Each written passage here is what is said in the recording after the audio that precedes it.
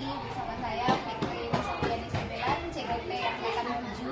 Hari ini berkesempatan untuk bisa wawancara dengan Kepala Sekolah SD Negeri nomor 2 Kupang. Ada Ibu Dr. Linda Muskananpola SPD, Magister Humaniora. Nah, selamat pagi Ibu. Selamat pagi juga. Apa kabarnya Ibu? Kabar baik. Puji Tuhan. Baik Ibu, maksud kedatangan saya di sini, kami dari CGP Angkatan 7 dalam tugas demonstrasi kontekstual terkait dengan menjadi pemimpin pembelajaran. Kami ditugaskan untuk melakukan wawancara dengan pimpinan yang ada di lingkungan sekolah. Kebetulan kami berdua, saya dan Ibu tinggal di lingkungan sekolah yang sama. Saya dari SD Negeri 1 dan Ibu sebagai pemimpin atau kepala sekolah di SD Negeri 2. Saya mau wawancara sedikit terkait dengan bagaimana sih pengambilan keputusan ketika Ibu sebagai kepala sekolah berada atau mengatasi penyelesaian masalah terkait dengan kasus-kasus dilema etika dan wujudan moral. Tapi saya kasih gambaran sedikit nih buat Ibu Kepala. Apa sih itu kasus dilema etika? Kasus dilema etika itu merupakan kasus atau kita berada dalam situasi penyelesaian masalah di mana kedua pihak itu memiliki nilai yang sama-sama benar. Nah, ini tentu agak kesulitan sebagai pemimpin ya dalam mengambil keputusan kalau di antara kedua yang terlibat kasus ini menganut nilai-nilai yang sama-sama benar. Kemudian ada juga yang kasus yang disebut dengan wujudan moral. Itu situasinya, kondisinya kita ada dalam posisi pengambilan keputusan, tetapi keduanya ini memiliki nilai yang satunya benar, yang satunya salah. Baik, apakah Ibu sudah siap diwawancari? Siap. Baik, terima kasih Ibu buat kesempatannya yang memberikan bagi saya untuk bisa mengupas sedikit tentang bagaimana Ibu bisa mengambil keputusan yang bijaksana untuk setiap bawahan yang Ibu pimpin. Kayak pertanyaan pertama Ibu. Sebagai pemimpin di SD Negeri 2 Kupang ini, bagaimana Ibu mengidentifikasi kasus-kasus yang merupakan dilema etika dan wujudan moral? Silakan. Terima kasih Sama-sama. atas kesempatannya.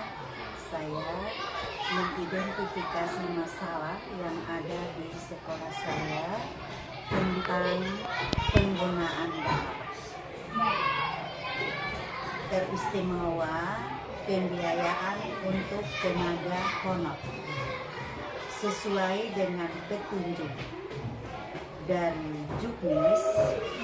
Sudah jelas bahwa alokasi untuk tenaga honor itu dananya 50% dari pendapatan. Namun sebenarnya tidak harus 50%, tapi disesuaikan dengan kebutuhan sekolah. Apabila kebutuhan sekolah semua sudah terjawab, semua sudah bisa di backup, baru dana honor itu bisa kita perhitungkan. Jadi bisa mencapai 50%, bisa juga tidak mencapai 50%, disesuaikan. Namun tenaga honor ini mereka hanya melihat dari juknis yang sudah ditetapkan 50%. Mereka selalu mempertahankan bahwa hak mereka 50%.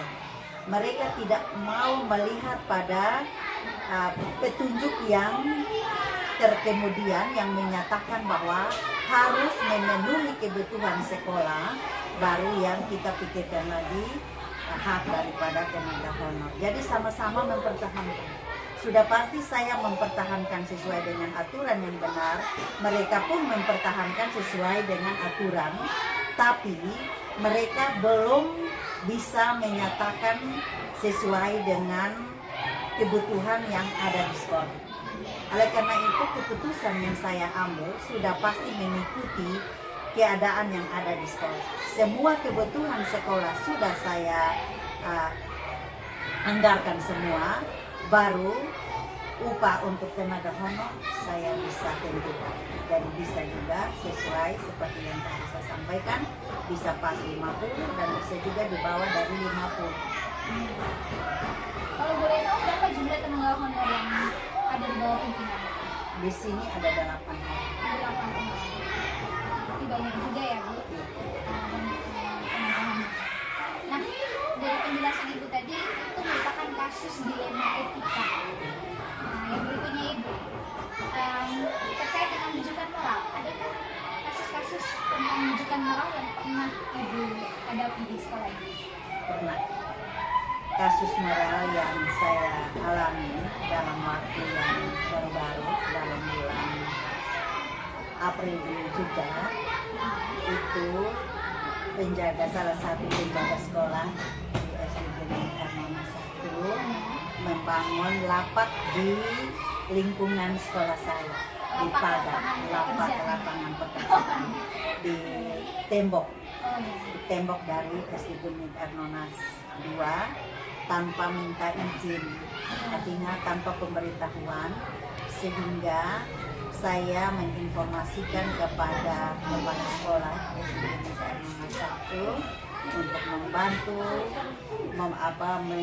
menyampaikan kepada penjaga sekolah untuk kita cari solusi. Dan langkah-langkahnya kita sudah tentu, kepala sekolah menyampaikan kepada penjaga sekolah SD Negeri Karmana 1, kita ketemu bersama di SD Negeri Karmana 2, kita sudah bahas bersama, dan kesepakatan kita adalah membongkar lapak tersebut.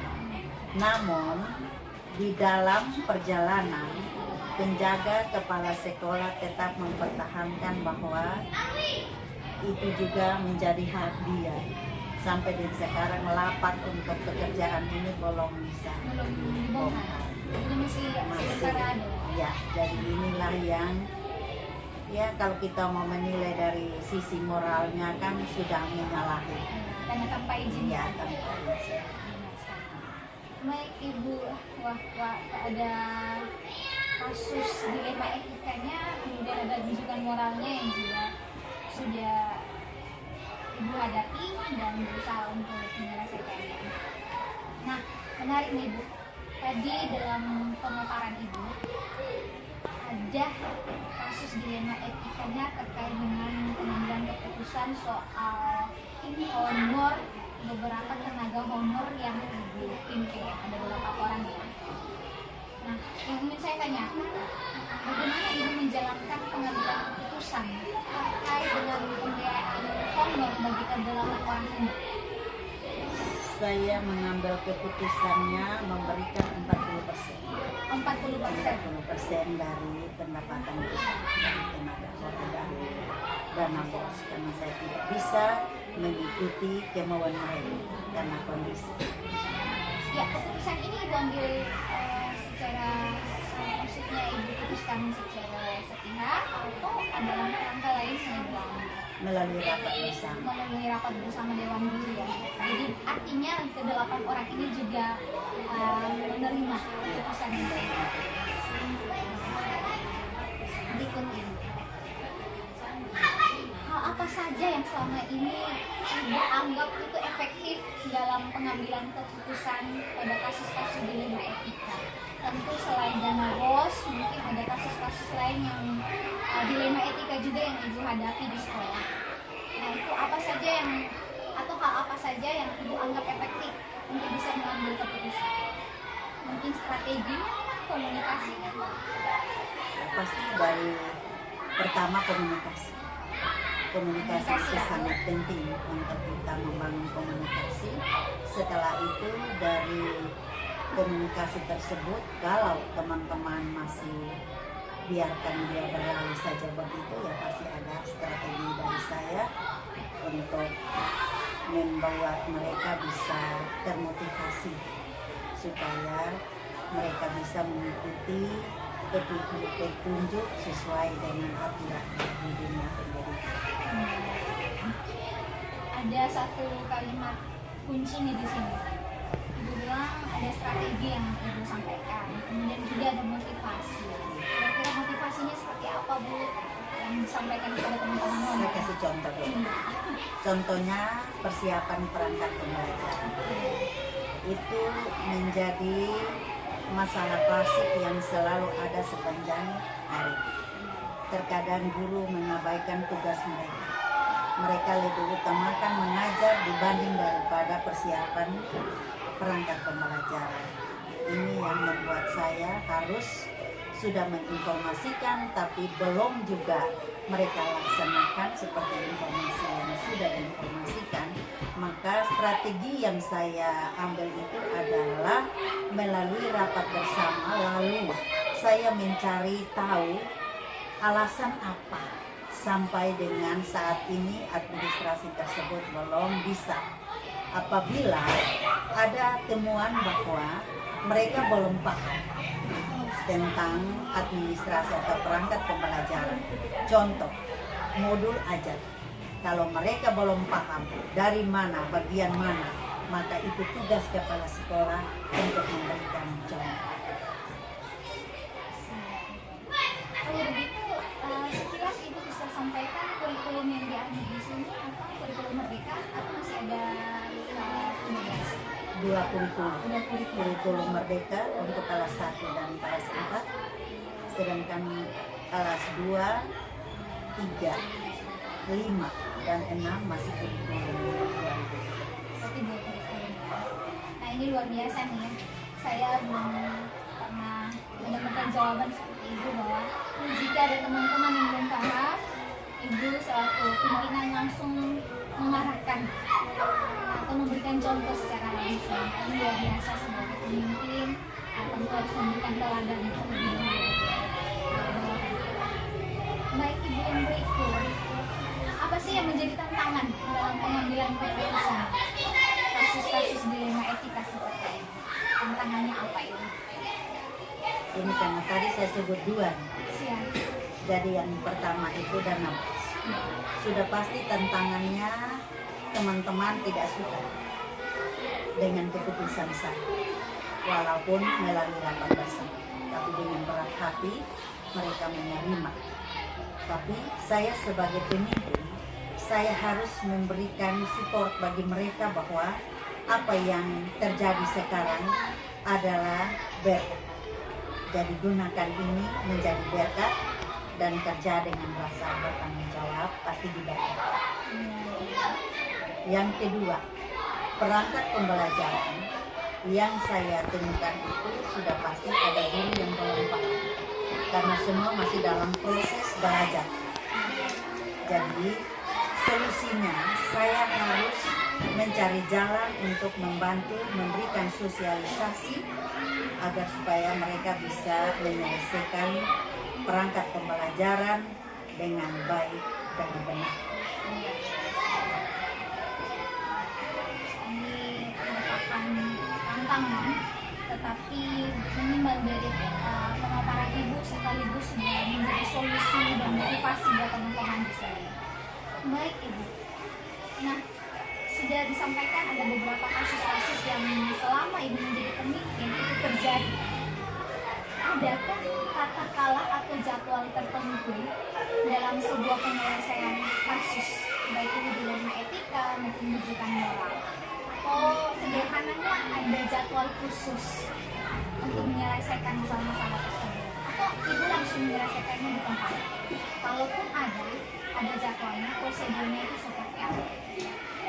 Kalau jadwalnya itu sudah pasti berhubungan dengan perangkat pembelajaran, itu pasti ada. Sedangkan dana bos itu kan sudah pasti jadwalnya itu 1 tahun itu 2 kali seluruh Indonesia. Tapi untuk ketentuan gaji tidak berubah disesuaikan dengan jumlah peserta. Tapi kalau untuk mau 100% sesuai dengan 50% itu tidak mungkin. Tetapi kalau jalan dengan apa yang ada, sedangkan yang untuk pembelajaran itu sudah pasti kita bisa berbuat sesuatu untuk membuat guru itu lebih termotivasi. Artinya jadwal untuk menyelesaikan masalah soal perangkat pembelajaran Jadi berupa supervisi ya? iya, dan maksudnya saya belum selesai. Jadi jadwal yang saya sudah jadwalkan di jadwal untuk pembuatan perangkat pembelajaran itu sudah pasti jadwal supervisi. Biasanya 1 tahun itu saya supervisi 2 kali. Itu di bulan Januari dan di bulan Juli. Nah, bulan Januari itu saya supervisi mulai dari admin semua dulu. Setelah saya sudah tanda tangani semua, baru saya masuk supervisi pembelajaran di kelas. Begitupun bulan Juli. Jadi jadwal tetap. Nanti ada temuan, baru kita rapat untuk evaluasi bersama. Baik.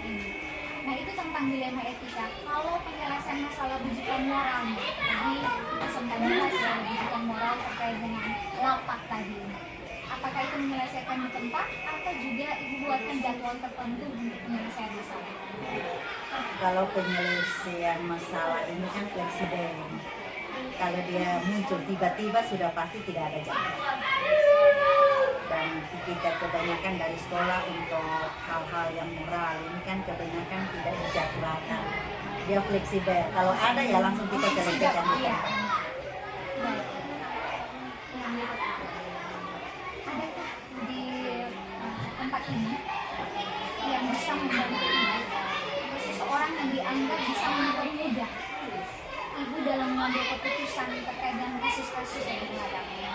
Adakah orang yang dipercaya atau ibu menganggap dia bisa membantu dalam mengambil keputusan yang bijaksana? Ada. Saya punya wakil kepala sekolah nama Antonia Rakaha ya, Bu, ya? Oke. Sejauh mana ibu wakil kepala ini bisa membantu ibu terkait dengan menyelesaikan masalah? Apakah langsung dilibatkan dalam penyelesaian masalah atau masih ada diskusi terlebih dahulu antara ibu dan wakil kepala atau prosesnya berbeda? biasanya kita diskusi dulu. Diskusi terlebih dahulu. Diskusi dia punya masalahnya apa, lalu setelah itu baru saya berikan kesempatan untuk beliau membantu menyelesaikan masalah. Jadi ibu pernah memberikan kepercayaan bagi wakilnya untuk menyelesaikan masalah. Nah, yang terakhir nih, Ibu. Dari semua hal yang sudah disampaikan, ada beberapa kasus, kemudian ada solusi, ada tantangannya, bahkan yang menarik nih yang saya dapatkan dari kepemimpinan ibu, bahwa ibu senang sekali untuk langsung membantu bawahan atau rekan-rekan ibu di sini untuk menyelesaikan masalah yang dihadapi. Nah, itu menarik banget. Mungkin saya memberikan apresiasi yang luar biasa dan sangat bijaksana sekali. Yang terakhir dari saya, pelajaran apa yang ibu bisa petik dari wawancara kita hari ini terkait dengan pengambilan keputusan? Mungkin ada motivasi bagi kami sebagai calon-calon pemimpin seperti itu agar bisa menjadi pemimpin yang bijaksana seperti ini, atau kami bisa lebih baik lagi. Mungkin ada sepengetahuan atau buat kami sebagai pelajar. Baik, jadi untuk mengambil keputusan sebagai pemimpin ini pasti tidak gampang. Kita menyesuaikan dengan kondisi, dengan siapa, di mana kita berada, dan kita harus mengutamakan nilai rasa. Sehingga di dalam mengambil keputusan ini tidak mengecewakan, tapi membangun dan merubah dan tetap memupuk persaudaraan kita. Jangan dengan adanya etika bahkan hal yang ada lalu membuat kita bersabar.